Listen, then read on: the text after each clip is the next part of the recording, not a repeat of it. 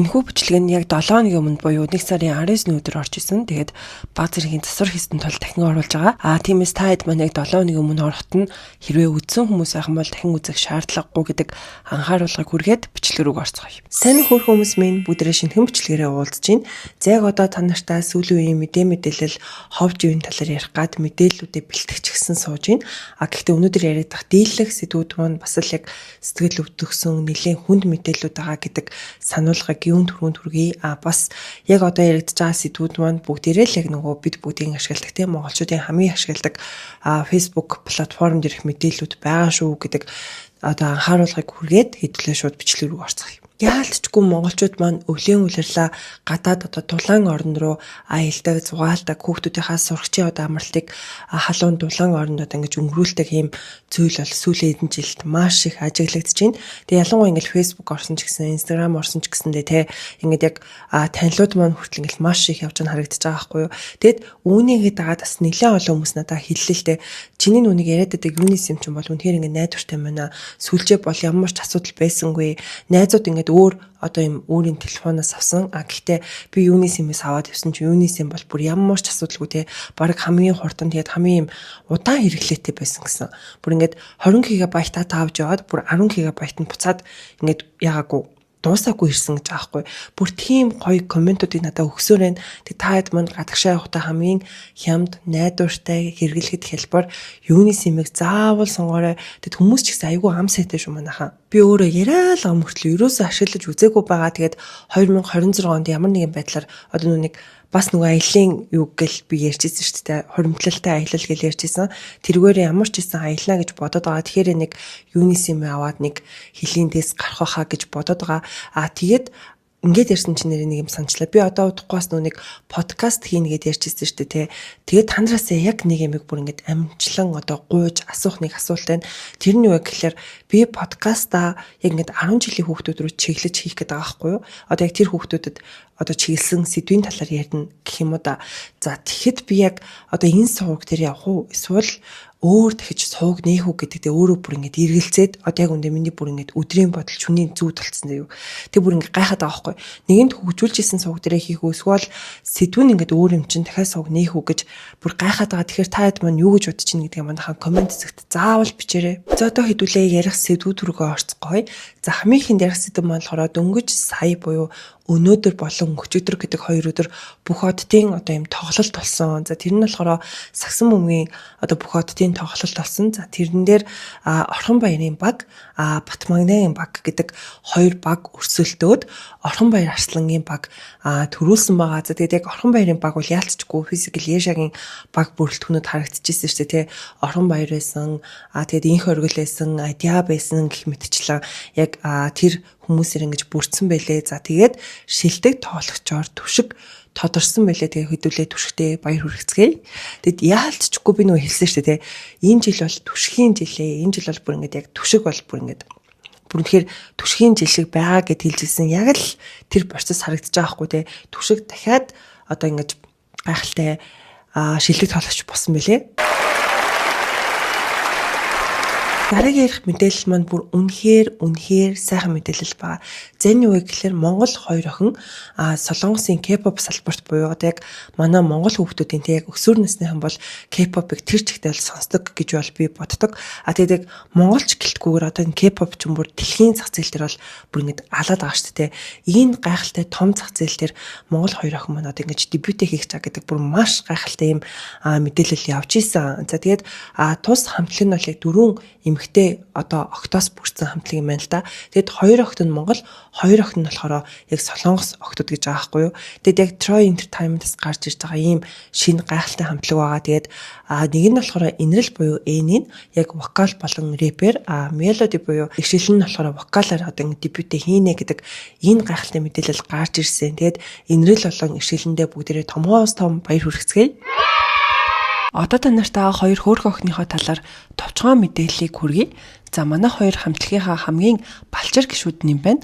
Хамтлагийн хамгийн анх модонд 2000 оны охин бол дараагийнх нь 2003 оны охин. Харин манай хоёр хоёулаа 2004 онд төрсөн буюу хамтлагийнхаа хамгийн жоохнууд нь байх нэ. За ашиглангийн маань тайзны нэр нь Мелоди.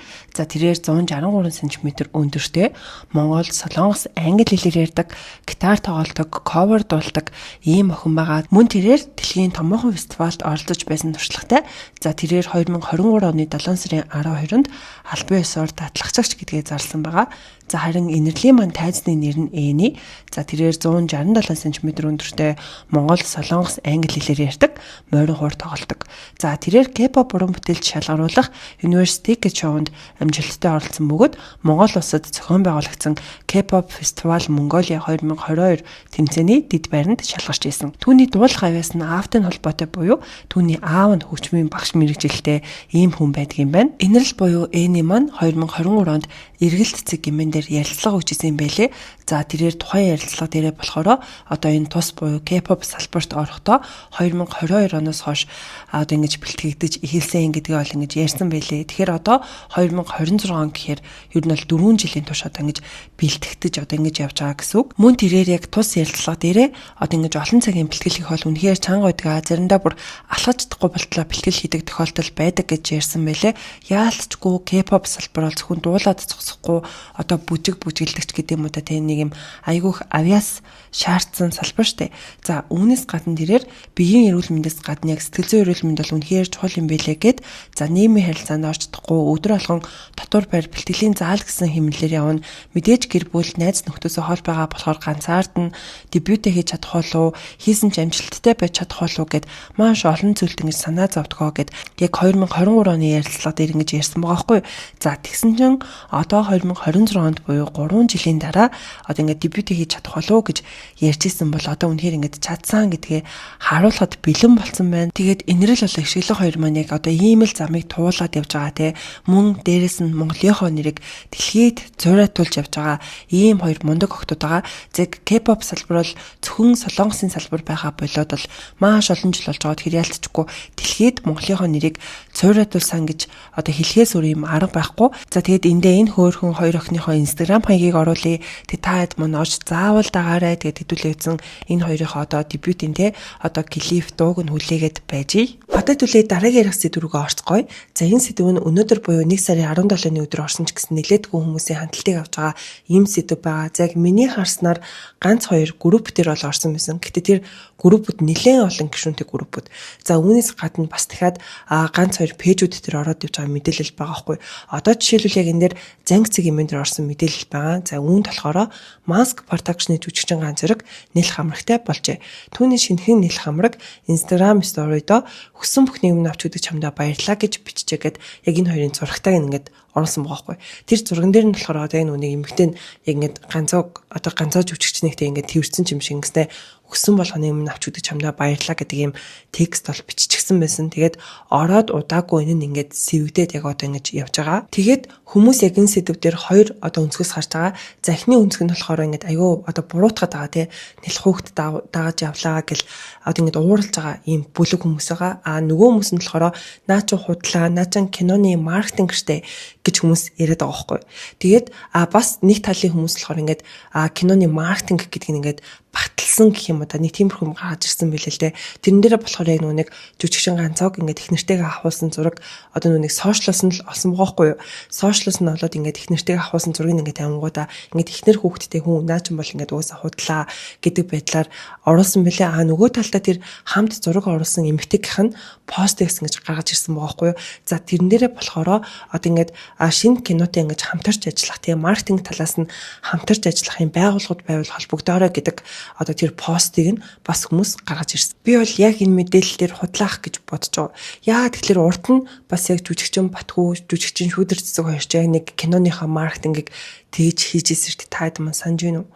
Гэтэ би яг ямар кино гэдгийг нь бол санахгүй байна. Гэхдээ яг тэр хоёр ингээд сошиал дээр нэг зарим хэсэг нь ингээд үерхдэг гэл зарим хэсэг нь болохоор худлааштай гэдэг мэдээлэл явж байгаа л тэнгуүдээ хамт нэвтрүүлэхтэй ортой хүртэл би нэг хайраа гэж дуудаад л те. Тэгсэн чинь хүмүүс нэрэл ингээд нэвтрүүлэхтэй ортой хүртэл хайраа гэж дуудаад штэ гэд айгүйх ингэж итгэжсэн. Тэгсэн чинь тэр нь эцэстээ яг үндэ худлаа исэн штэ. Тэг би бол яг л тийм байх гэж бодож байгаа. Нэг юм киноны маркетинг л ингэж явж байгаа болов гэж харж ийн. Тэгээ таад манаас юу гэж бодож ийн гэдгээ комент хэсэгт бичээрэй. Тэгсэн чинь манайхаа дөнгөж саяны мэдээлэл нэг их удаагүй байжгаад худлаа гэдэг нь батлагдсан. За яаж вэ гэхлээр жүжигчин ганцаа өөрийнхөө фэйсбુક дээрээ нэгэн постыг оруулсан байгаа. За үүн дээрээ болохоор өглөөс иргэдэл миний амьдрал тамийн деважин болжээ.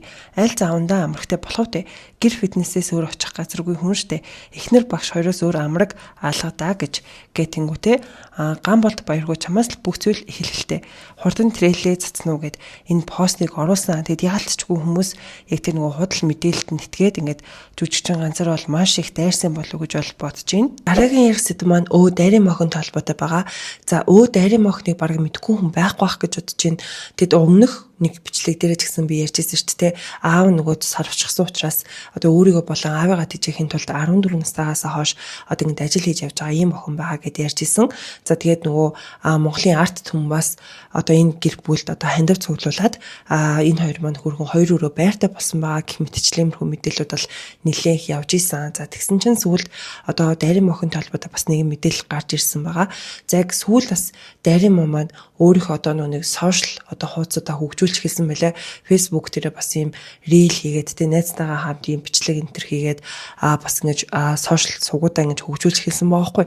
За тэгсэн чинь юу болсон бэ гэхэлэр одоо ингэж гадагшаа аялалд явуулдаг нэг компанийн дайрын мата холбогдоод одоо ингэж чамаар ингэж сурталчилгаа хийх гэсэн маа гэдэг байдлаар холбогдсон байна л да. Тэгсэн чинь дайрын махан болохоор би ингэж яг сурталчилгаа яаж гэдэг би мэдэхгүй байна. Гэтээ би сүүл ингэж найзтайгаа нилээд ингэж хүмүүс тусалдаг ийм одоо ийм бичлэг хийдэг болсон юм а. Тэгээд тэгвэл та нар яг энэ дээр маань ингээд хандивт ингээд оролцоод ингээд туслах боломжтой юу? Тэгэх юм бол бид нар ингээд бичлэг дээр таныхыг ч гэсэн ингээд яриад дурдаад явчаа гэдгсэн гэнэ. Тэгээд миний ойлгосноор яг энэ одоо саналтанд тухайн газар нь одоо ингээд бид нар бол ингээд хандивт бол оролцох боломжгүй гэж хэлсэн гэж бол би ойлгосон. Тэгээд дараа нь тэгж холбогдоод ингээд чамаар сурталчилгаа дахиад ингээд хийлгэмээр байна гэд холбогдоод уулзахаар болоод тэгж уулзтаад нөгөө бичлэг гэдэг найзтайгаа хамт ингээд очсон гэж байгаа байхгүй. Тэгээд хамт очиод дайрын маа ингээд бас хэлсэн байна л да. Би ингээд бусад бичлэг хийдэг хүмүүс яг хэдэн төгрөгөөр бичлэг хийдэг бол би ингээд мэдэхгүй. Инфлюенсерүүд яг ямар үн хайштай байдгийг бол би мэдэхгүй. Тэгээд танад ийм бичлэг хийж өгөхдөө 2 сая 500 мянгаар ингээд хийгээд өгч болох уу гэд одоо өөрөө мэдэхгүй ингээд асуусан гинэ. Тэгсэн чинь шууд тэр аялын компани хүн нь уурлаад эхэлсэн гэж аахгүй. Тэгээд шууд дайраад чи яхаар ийм их мөнгөөр ингэж сурталчилгаа хийдэг чиний одоо тэр байрчин бол ингэж ард иргэдийн ингэж өгсөн мөнгөөр чи байртай болсон шүү гэл бүр ингэ хэлсэн шүү дээр амар дайраадсэн гинэ. Тэгээд дайрахаасаа гадна бүр бичлэг хийсэн гэж аахгүй. Тэгээд дайрын болохоор яг тэр бичлэг хийж байгааг нь мдээгүй юм байна л да. Тэгсэн чинь найз нь та яагаад ингэ бичлэг хийгээд байгаа юм бэ гэсэн чинь одоогоос энэ бичлэг ингэ хийж аваад та сошиал дээр цэцэн чамааг өстой хоолноос чинь салгана гэл ингэ бүр ингэ амар уурлаа бөө юм болсон гинэ. Тэгээд дайрын могосоо гарч ирээд тэгээд одоо ингэ нэг 16 17 настай л хүүхэд байгаа штэ. Тэгээд бүр ингэ нас бит хүрсэн хүн тэгж амар дээр харж байгаа уусаа яаж хүлээж авах нь ойлгомжтой шүү дээ. Шууд ингэ амар айн, шууд ингэ уйлал ер нь л амар айх бах гэж би бодож байна. Тэгээд айгаад одоо энэ нөгөө нэг дайрын магийн одоо тэр нөгөө нэг юу гэмдэ дайрын магийн тэр сурвалжлагыг хийсэн сэтгүүлч рүү ингэж холбогдсон байна л да. Буюу анх зол сэтгүүлч рүү ингэ холбогдоод ийм ингэ процесс болсон. Над руу бүр ингэж дайраад байна гэд ингэж уйлаад ирсэн гинэ. Дайрын маа сая одоо уйлаад одоо би яах вэ гэж би ингэж димэл тэр хүн дээр очижээ. Энэ хүмүүс тусалж байгаа энэ юм дээр чинь нэг юм аялын их хөвгөө жидэр хинд энэ аялын ихийг өгч юм наад халуун сэтгэл гэдэг юм а цаашаа өргөжлүүлж их бэ тэрийгэ хэлчихээ гэхээр ингээд би болохын гэж бодоод очсон. Тэгээ мөнгө асуухаар би 2 сая 500 мянга хэлчихсэн. Тэр одоо миний буруу байсан юм шиг байна. Би буруу юм хийчихээ уйлж юм л та. Энэ талаар ингэж ярьсан хүн болохоор тэр анх зүйл сэтгүүлч байгаа байхгүй. Өөрийнхөө Facebook дээр нэг 8 минут орчмын ийм бичлэгийг бол хийсэн байсан. Яг энэ процесс нь бол иймэрхүү процесс бол ингэж болсон юм байлээ. Тэгээд одоо би бол тэр компани нэрийг хэлэхгүй. Гэхдээ дахиж энэ байдал тавтагдах юм бол би компанийн нэрийг бол хэлээд явнаа. Тэгээд энэ бол ингэж тэ хүүхдийг ингэж айлгсан, сүрдүүлсэн, дарамтлсан, ингэж шүүрлүү бичлэгийг хийсэн гэд ер нь бол ийм хууль бус үйлдэлээ. Тэгээд ийм байж болохгүй. Тэгээд дайрын маруу тэр компанийн одоо бичээд уучлалт гуугаарай гэх мэтчлэн энэ бичлэгээ хийсэн байсан. За үүнээс гадна яг дайрама болон яг иймэрхүү хүүхдүүдэд те яг ингэж хандж байгаа ийм хүмүүсийн эсрэг бол ингэж зогсноо, энэ хүүхдүүдийг бол ингэж хамгаалнаа гэдэг зүйлийг яриад одоо тэр бичлэгээ бол дуусгасан байсан. Яг энэ жишээн дээр бол те одоо тэр хүүхдүүд үнэхээр ингэж арт төмнөс мөнгө аваад тэгээд ингэж хүмүүс танигдаад контент хийгээд үнэлгээгээ одоо бичлэг хийх үнэлгээ гэсэн үг шүү дээ те. Тэр одоо үн хөлсөө ихсгэнүү, багсгэнүү тэр хүмүүст бол нэр яг үнд ямар ч хамаагүй байхгүй. Тэгээд дайрамагийн бичлэл үнэхээр хандлт сайтай юм блэ. Дандаа 200,000, 300,000, 400,000 за бүр зарим бичлэгнүүд ингээд 1 сая, 2 сая үзэлтийг авдаг байгаа даа байхгүй. Тэгэхээр мэдээч хэрэг хүн юм хийж байгаа юм чи өөрөө одоо үнэлэх нь ойлгомжтой зү тий. Одоо өөрөө одоо үнэлэх гэх нөө буруутгаар битээ ойлгох юм манайхаа. Тэгэд мэдээч хэрэг тийм төлбөртэй байх нь ойлгомжтой. Тэгэд үнэхээр одоо тэр хүний хэлж байгаа тэр төлбөр нь тэр хүмүүс таалагдахгүй байх юм бол за арай ингээд өндөр байна ингээд хамтрах боломжгүй байна гэдэг байдлаас хандхаас штэ. Одоо ингээд нэг 16 7 настай хүүхд рүү айгу ингээд дайраад тэр бол ингээд надад л айгу бүдүүлэг айгу буруу үйлдэл юм шиг бас санагдсан байгаа. Дараагийн хэсэгт маань мөнх хотолонд урхамч хоёрын асуудал байгаа. За энэ хоёрын асуудал бүр л амар сериосны бүр амар болоод байна. Тэгэд би яг өмнөх бичлэг дээр ярьчихсан штэ тий. Одоо хин мөнх хот руу одоо ингээд дурхан юм чинь бүр нэрийг нь ч хэлэх одоо ингэж ирэхгүй те тийм шүүхийн хүсэл ингэ оцоо ингэж ярьжсэн. За тэгсэн чинь одоо ингэ 1-2 өдрийн өмнө л байгаа хгүй мөнхөд дахиад нэг 39 секундын бичлэг оруулсан. За тэр бичлэг дээрээ болохоор яг ихэнд нь одоо ингэ мөнгөтэй хууль шүүх яаж үйлчлэх юм бэ гэдгийг үнэхээр ингэ хартлаа гэдэг талаар яриад за тэнгуүтээ цаашдаа би танарт дугаар цэцэг гэдэг охины талаар ярьж өгөх болно гэж бол хэлдэг. За тэнгуүтээ бүр цаашлаад одоо ингээд бэлгийн чиг хандлагыг ямар юм бэ гэдэг талаар би ингээд ярьж өгөх болно. Тэгээ чи надад биш харин энэ болгоныг те ингэж одоо ихлүүлсэн өөртөө гомдорой гэдэг зүйлийг ярьж байгаа байхгүй. Дуурцгээ би чамд хандаа хэлчихье. Хэрвээ би одоо ингэж ярьжгаад чиний бэлгийн чиг баримжааны талаар юм ярьчих юм бол чи надад биш бүх юмыг хаалгаснараа өөртөө гомдороо за. Тэгээд яг энэ бичлэг нь бүр маш олон хүмүүст хүрсэн байсан зүйл манайхаа. Яг миний харснаар бараг 400 хэдэн хүн байсан. Одоо бараг маргааш нөөдөр гэлтэнгүү 500 600 гэд бараг явчихаар харагдаж байгаа байхгүй. Тэгээд хүмүүс ч гэсэн яг энэ бичлэг дээр маш их реакшн дарж байгаа нь бол харагдсан. Тэгээд яг энэ бичлэгнийхаа доорх тэр комент дээр болохоор ингэж хэлсэн байгаа байхгүй. Охин бишээ цэг. Айлын нөхрүүдтэй гэр бүлийн нууц аавнд юу яадаг? Дугаар цэцэг гэдэг аваан талаар ярина. Надад бичлэг нь байгаа гэд ийм комент өгсөн гэж өөрөө бичсэн байлээ. Тэгээд энэ хоёр асуудал бүр ингээ хурцтаад те бүр ийм л болоод байна. Тэгээд дурхамчийн хувьд гэх юм бол яг нөгөө нэг одоо эмч гэдэг талаас гэх юм уу да те хүмүүстэй нөгөө нэг юм зөвлөгөө мэдээлэл оруулаад нэг юм пост оруулдаг шүү дээ те. Яг тэр постуудаа ингээд оруулаад бол явж илээ. Дараагийн хэсэгт маань гэр бүлийн хүчирхийллийн талаар байгаа. Гэтэ эхнэр нөхөр болсон байсан үгүйг бол мэдэхгүй байна. Найз охин залуу байсан мүү яасан гэдэг бол яг одоо баттай гэх юм уу тийм мэдэхгүй байгаа. Тэгээд юутсан сүулт яг энэ эмэгтэй нь өөрийнхөө Facebook дээр нэгэн постыг оруулж гарч ирээд маш олон хүмүүсийн хандлтыг аваад ингэж явж байгаа байхгүй юу. За үүн дээрээ болохоор хүчирхийллийг ил болгож ийм хүнтэй дахиж хинж бити зовж амьдраасаа гэж би үнийг бичиж байна. 5 сарын хугацаанд би сэтгэл зүйн хувьд бүрэн эвдэрч бие махбодын хүчирхийлэлд олоод өгсөн. 2025 оны 8 сард анх удаа гар хүрсэн.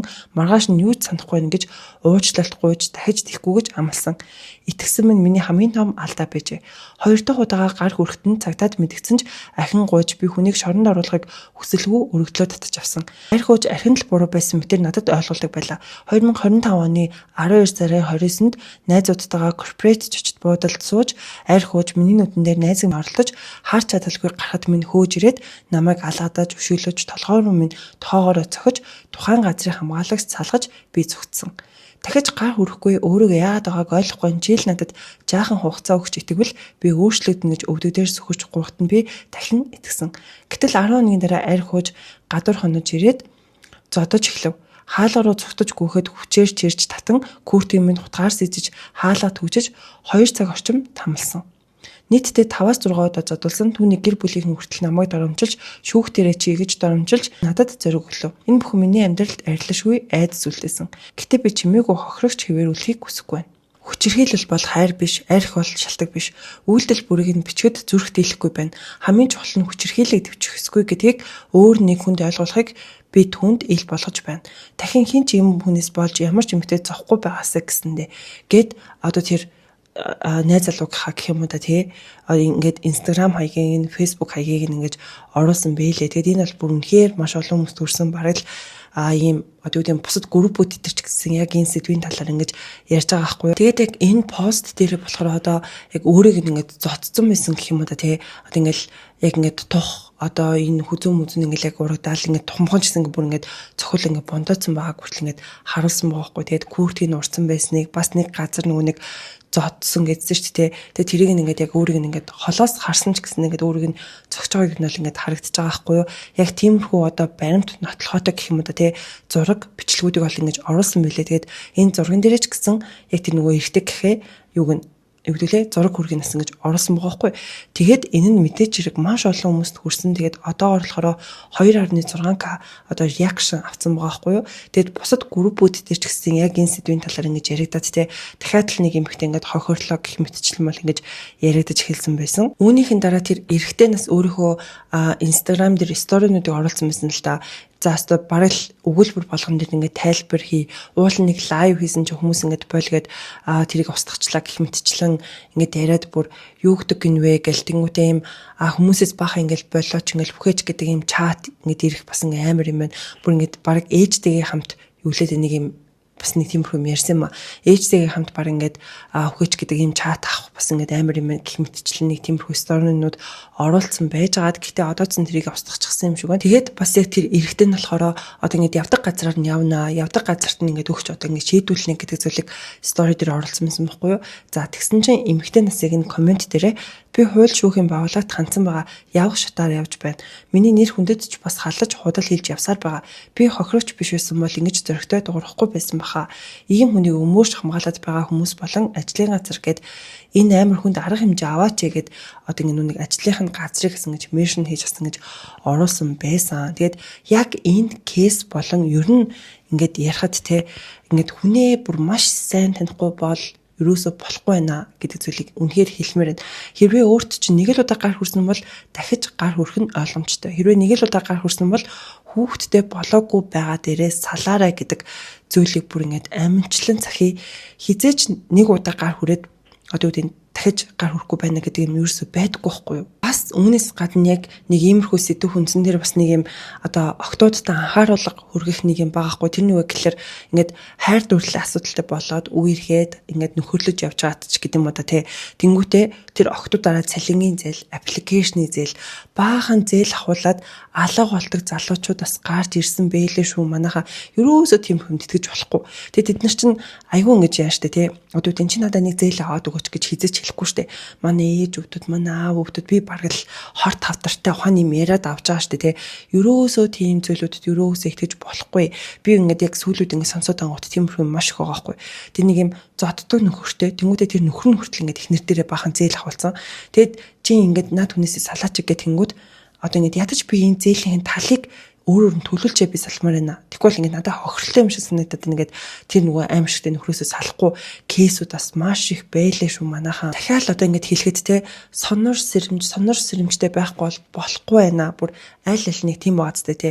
Одоо ингээд чихэн дээрээ битээ цэцэг ургуулалаарай. Наад бол чи ингээл те би ингээд уучаал өстой ингэж намайг уучлаарай гэл ингээл бэлэгсэлт байрал ингээд тэр байдал дахиад тавтагдана.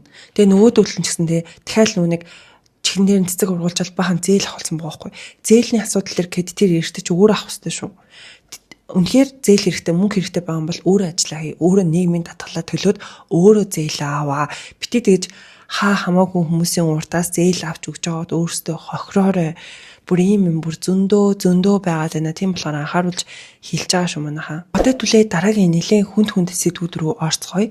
За хамгийн их ярих зүйл маань болохоор жирэмсэн эмэгтэйг 4 настай охинтой хамт амь насыг хөнөөсөн аимшигт явдлал гарсан. Тэгээд уг хэргийг хийсэн хүн бол сэтгэц мэдрэлийн өвчтэй. За уртнаас хүний амь нас нь хүрч исэн хүн гэдэг нь бол тодорхой болсон шүү дээ, тэ. За тэгсэн чинь зөвлөлд яг энэ хүний буюу яг одоо энэ хэргийг үйлцэн хүн яг ямар хүн юм бэ гэдэг зураг нь бол олон нийтэд ил болсон байгаа. За үүнээс гадна тэрээр яг өөрийнхөө сошиал одоо хуудас дээр гэх юм да, тэгээ одоо өөрийнхөө фейсбુક дээр нэлээд утгагүй постуудыг оруулдаг байсан байгаа байхгүй.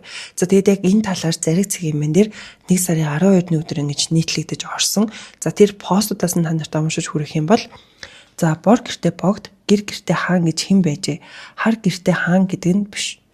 За шар чөтгөр илүү хар хоёроос салах арга нэрийг нь бичээд хойдын ном уншуулгатай юм байна. Амрын гол биш, тэмрийн гол гэвэл зохистой юм байна. Гих мэтчлээ одоо ингээд хинч уншсан ойлгохооргүй ийм постуудыг оруулдаг байсан байхгүй. Тэгээд яг энэ оруулдаг байсан постууд нь тэгээд энэ зураг нь ингээд олон нийтэд ил болсон байгаа. Дараагийн ярих хүн маань бас нэлээд эвгүй нэг залуугийн гэх юм уу тэгээд бичлэг бол сошиал дээр таарсан. За тэр хүн бас л яг сэтгцэн нь бол эрүүл одоо биш гэж хэлж болохоор яг гэвэл 1 сарын 5-ны өдөр яг сошиал дээр нэг бичлэг хийж оруулаад тэр нь бол ингээ Facebook дээр TikTok дээр бол маш их явж исэн. Тэр бичлэг дээр юу гэж ярьдаг вэ гэхэлэр би ингээд жоох охтуудад дуртай, би ингээд охтуудад дуртай. Тэгээ би яг тэр охтуудтай ингээд одоо тэр бэлгийн одоо тэр зүйлийг хэлээд байгаа байхгүй. Тийм юу ингээд баг ингээд хиймэр байдаг хийх дуртай гэдэг тэр зүйлийг ярьдаг. Тэгээд тэр бичлэг нь бас маш олон хүмүүст хүрээд тэгээд дарханд амьдардаг залуу байгаа байхгүй. Тэгэл хүмүүс бүр энэ ингээд дарханд байдаг гинэ гэлтгсэн чинь эсвэл дарханд ингээд хаа явж байгаа газар нь олоод ална энэвэг ална гэсэн комментууд маш их байсан. За үүнээс гадна яг цагдаагийн газраас тэр залууг одоо ингэж саатууллаа, тэр залуу ингээ байрлаа гэдэг мэдээлэл бас ингэж явж исэн. Гэсэн чинь энэ залуу хүүхэд тулгаалахыг завдчихсан юм байна. Тэгэд энэ бичлэгийг 100 явж исэн санагдаад байгаа хгүй. Бас ингээ сошиал дээр аваад бөөн юм болж исэн хүүхэд тулгаалахыг завдлаа гэд. Тэгээд тэр нь болохоор нэг юм хоёр хүүхэд ингээ гүүж явж агаад тэгэд нэг залуу нэг охтын ингээ хөтлөөд ингээ аваа явдаг. Тэгээд нөгөөх нь хөрх юмт ингээ юугаач мэдгүй л явж байгаа штэ. Тэгээд явж исэн чинь нөгөө хамт тоглож исэн хүн ингээ өөр одоо хүн дуудаад гэтээ тэр өөр хүн дуудаж байгаа процесс нөлөө тэр гадаах камер дээр бол бичигдэг байгаа байхгүй. Тэгээд нэг өөр хүн дуудаад ингээд том хүнтэй ингээд араас нь гүгээ тэгээд нөгөөх нэг ингээд буцаагаад ингээд аваад явж байгаа дүр зураг бол гараад бүр бөөн юм болж ирсэн ч тийм.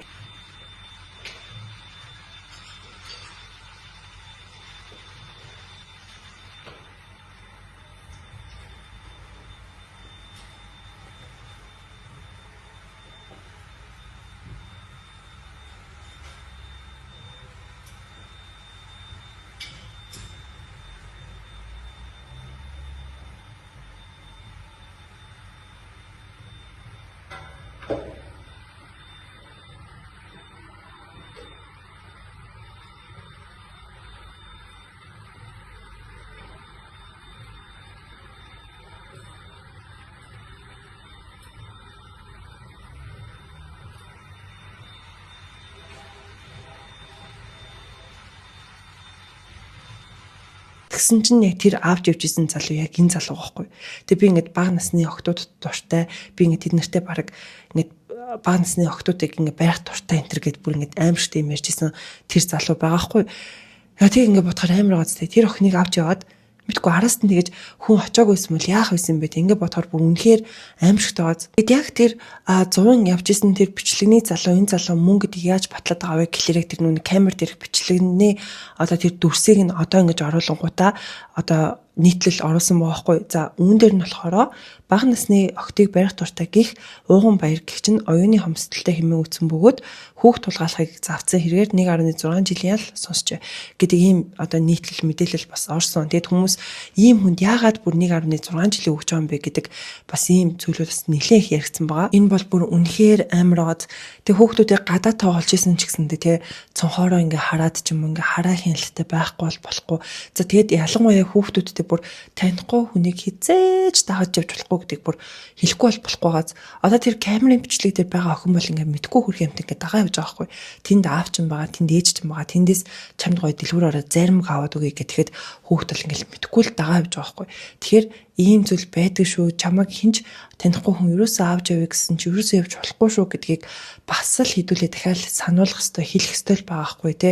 Бид нар ч бол бүгдээрээ өөр хүүхдүүдтэй, дүүнэртэй тэгээд намайг сонсдог бас эгчнэр маань байдаг. Бас ач зээтэй эгчнэр маань байгаа. Тэгээд бүгдээр дахиад л нөгөөний хилдэг те сонор сэрэмжтэй байхгүй бол бүр үнэхээр аимшигтай ийм нийгэм bay шүү манайхаа. Үүнээс гадна яг энэ залууг бол тархиныхаа өөрсдөөс мэддэг юм билээ те. Яг тэр байрны тэнд байдаг залуу гэд ингээ мэддэм билээ. Тэг бас яг нэг ийм оюуны хомсдолтой гэд одоо жишээлбэл энэ нийтлэл дээр бичигдсэн байгаа шүү те. Яг энүүгээр нас хүмүүс мэддэм билээ. Ингээ гадуур ингээ таарад тэнгууд ингээ гөлрөөд идэг гэдэг байгаа байхгүй.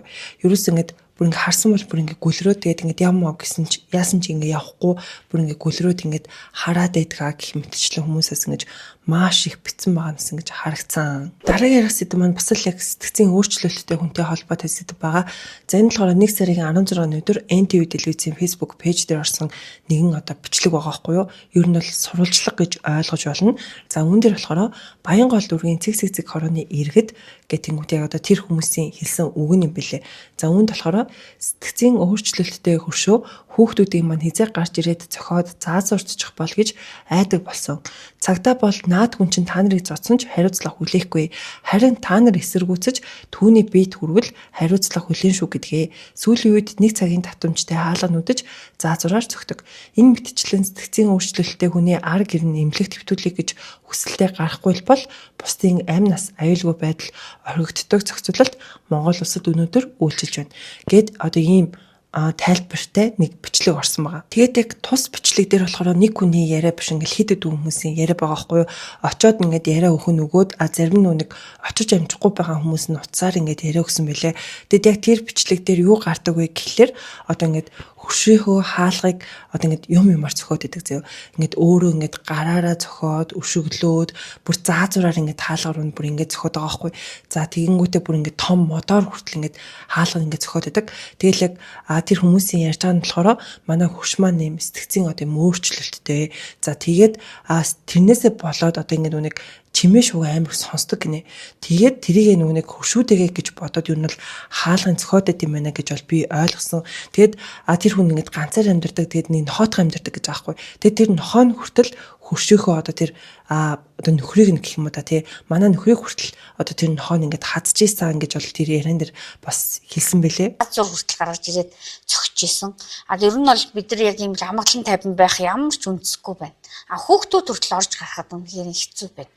Одоо нөгөө нохоо дайраад манай нөхрийг хүртэл урж исэн. Тэгээд яг тэр хөршүүд нь болон ингээд орцных нь ингээд гэрлүүгээ орохоос ингээд айдгаа гэж тэр яриан дээр ярьж байгаа байхгүй. Тэгээ өөрсдөө хүртэл ингэж орохоос айдаг, хүүхдүүдээ ингэж явуулахаасаа бол ингэж айгүй ингэж айцтай амьдардгаа гэдэг зөвлөдөөс ингэж ярьсан байлээ. За тэгээд энэ хүнийг ингээд сэмүүдэд ингээд хэвтүүлэх гэхээр ар гэрийнх нь хэрвээ шүүрүүгүй бол ингээд хэвтүүлж болтгүй гинэ.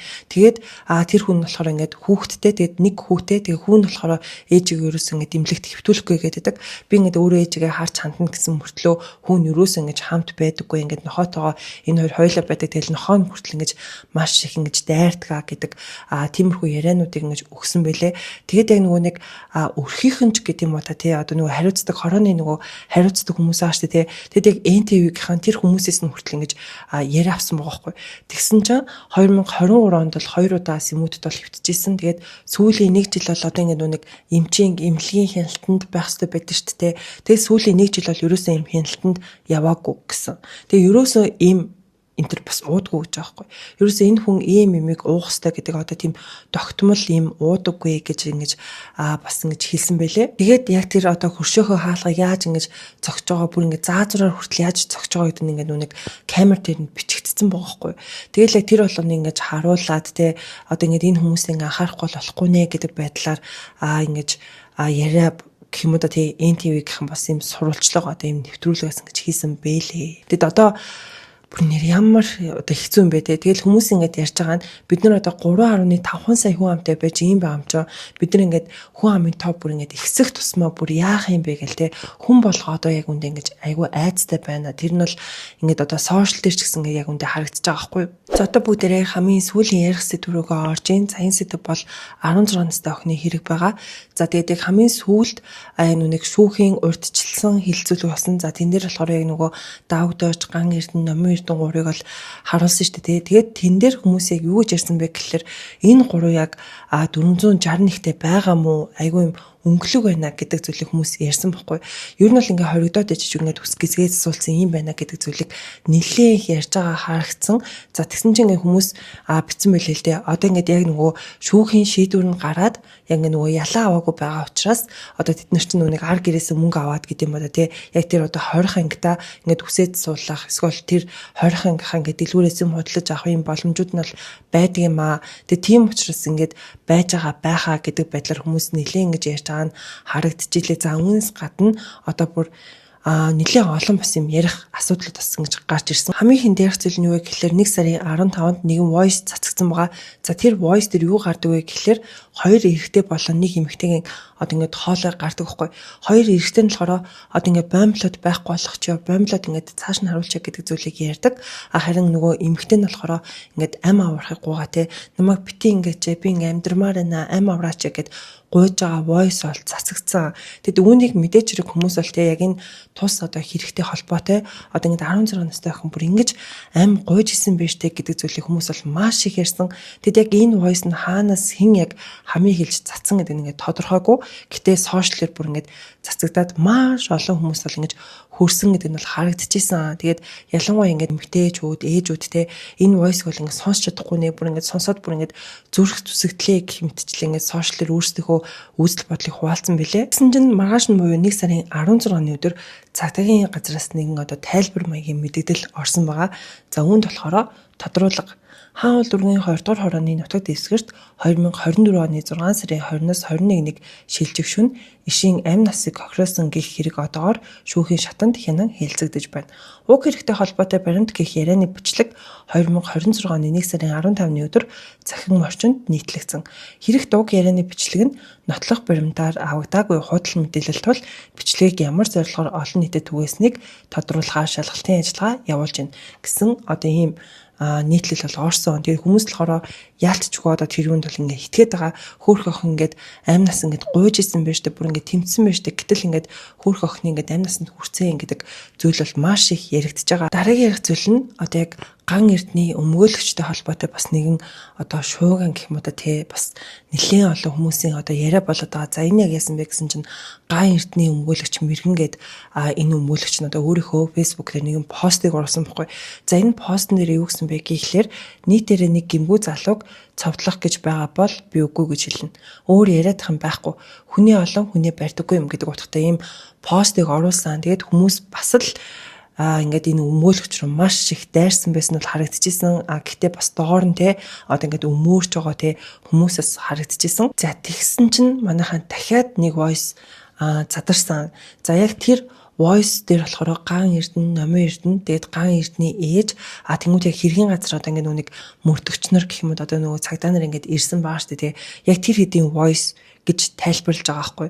Тэгээд тэрэн дээр болохоор яг нөгөө хэрэг болсны дараа ган эрдэнэ ч угаасаа ээж рүүгээ залгаад тэгээд энэ хоёр ч цагдаагийн газар очиод цагдаа нарыг ингээд хамт авчирсан гэдэг одоо яриа өгöd байгаа шүү дээ.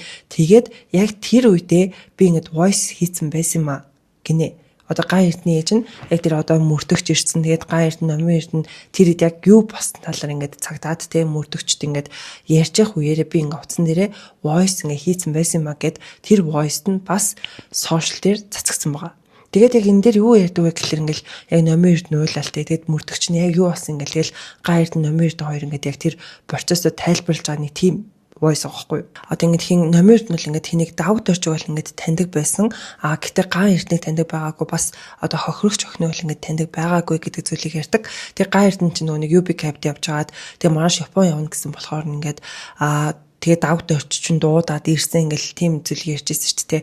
Яг тэр хэдийгээ бол ингэж ярьж илээ. Тэгээд хин нэг ган эрдний ээж нь өмнө нас нэг сайт дээр яриа өгөхдөө нөгөө ярьж ирсэн шүү дээ. Хэнийг ган эрдэнтэй хамт хин давд орч нөгөө тамхилаад тэгээд тамхилаад гарч ирээд хэнийг хохирогч охин ингээд зоцсон гэх мэтчлээ яриадсан шүү дээ.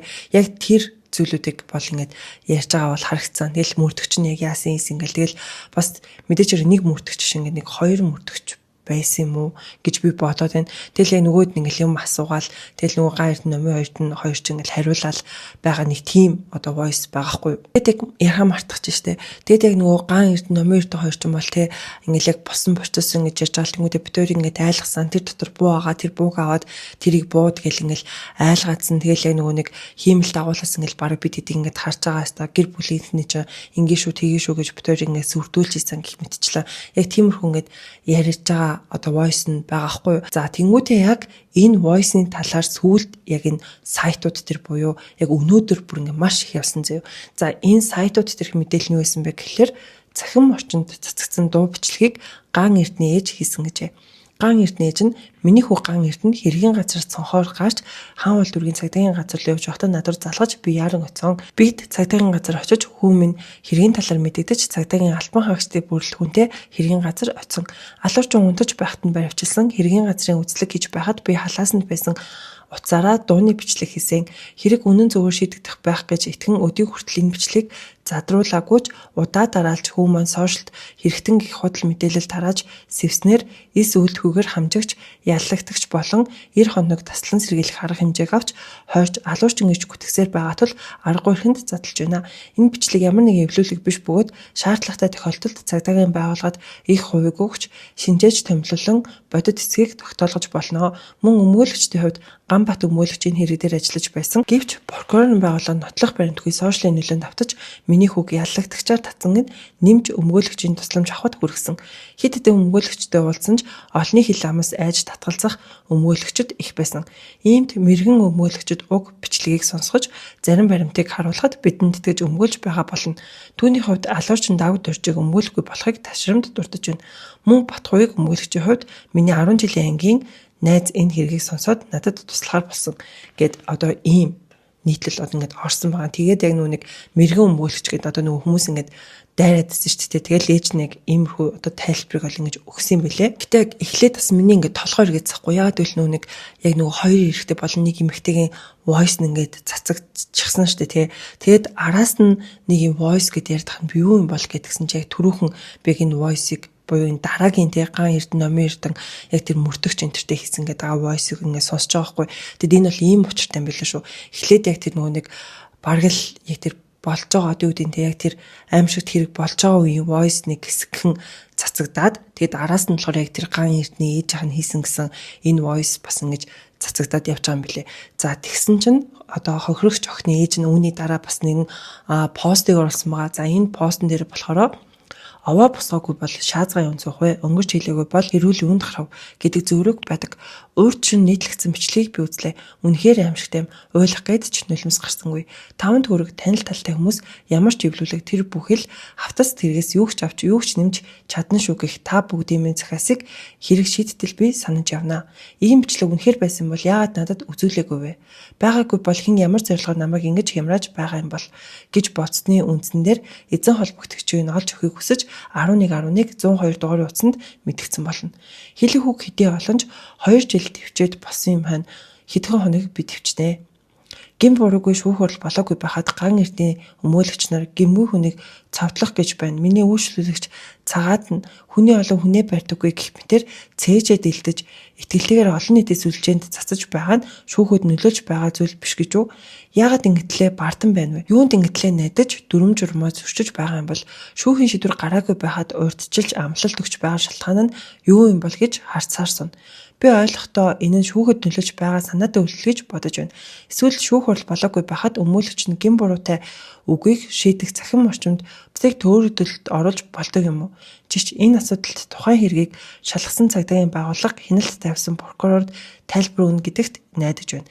Гэдэг одоо ийм постыг оруулсан. Тэгээд энэ асуудлыг юу болох юм болоо те одоо тэгэд хэдүүлээ гуг асуудлыг шудраг үнэн мөнөөрөө шийдэгдээсэ гэж бодоод л хараад байж та те тэгэд монголчууд одоо л энэ хэрэг дээр бүр үнэхээр бүгд нийтээр ингэж хараад юу болох нь вэ гэд ажиглаад сууж байгаа. Тэгээд энэ асуудал дээр ч гэсэн хүмүүс өөрсдөө сошиал одоо хуудасууд дээрээ дугуйч хэлсэн байлээ. Одоо ингэж яг шүүх хурлыг нээлттэй явуулаач. Одоо ингэж монголчууд бүгдээр энэ асуудал дээр анхаарлаа хандуулаад байж байгаа шүү гэх мэтчил ингэж дугуйч хэлсэн нь бол харагдчихсэн. За яг энэ хэрэгтэй холбоотой хамгийн сүүлд ярих зүйл юу гэх юм бол одоо яг хохирогч болон гичнийг байрлуулдаг төр одоо ингэж байрлах одоо шинэ байраа хохирогч охины нэрээр буюу Шин саран гэдэг нэрээр бол ингэж нэрлэж байгаа юм байлээ. За энэ болохоор шинэ төр хамгаалах байрыг бусдын ард харамсалтай амиа алдсан 16 настай Шин саран охины гэгээн дурсгалд зориулж Шин саран гэж нэрлэхийг хуульцсан болон сангийн сайд нарт чиглэл болголоо. Цагдаагийн ерхий газрын харьяа гэрч хохирогч хамгаалах төр байрны шинэ байрлагыг 3 сарын 1-ний дотор ашиглалтанд оруулна гэдэг ийм мэдээлэл бас ингэж явж исэн. Гэхдээ хүмүүс яг энэ мэдээлэлээр юу гэж хандаад байна гэхэлэр ингэж хэрэггүй зүйл төр ингэж дуурч ийна гэдэг байдлаас ингэж хүмүүс хандаад байгаа юм билэ. Одоо яг энэ шүүх цагдаагийнхнаа л шудрах одоо энэ асуудал ингэж шийдээсэ одоо ингэж шударгаар ингэж шийдвүлээчээ. Түүнээс биш энэ бол ингээд илүүтэй гарсан юм ажил байна гэх мэтчлэн хүмүүс маш их комент бичсэн байлээ. За ингээд та нарт энүүдийг хавчлэхээр иймэрхүү зүйлүүдийг ярьж өглөө. Тэгээд дараагийн бичлэгтэр маш олон гоё эерэг ярих зүйлүүд гарч ирээсэй гэж хүсэж байна. Тэгээд өнөөдөр ингээд бичлэгээ суусан чи одоо бүр ингээд шүн болж байгаа байхгүй. Тэгээд сүүлдээ бүр толгой ажиллах ойлоод хил ам бүр ингээд ээдрээд ингээд ядраад ингээд толгой ажиллах болохоор бүр ингээд нэг юм бүр дахин ярьдаг. Бүр яалч ингээд ажиллахгүй ингээд ядраад байгаа байхгүй. За тэгээд та хэд маань энэ хүртлүүлсэн бол лайк дараарай. Тэгээд заавал намайг дэмжиж subscribe дараарай манайхаа. Гуйжин гэж үү. За тэгээд хэдүүлээ дараагийн бичлэгээр уулзцай хөр хүмүүс минь баяртай.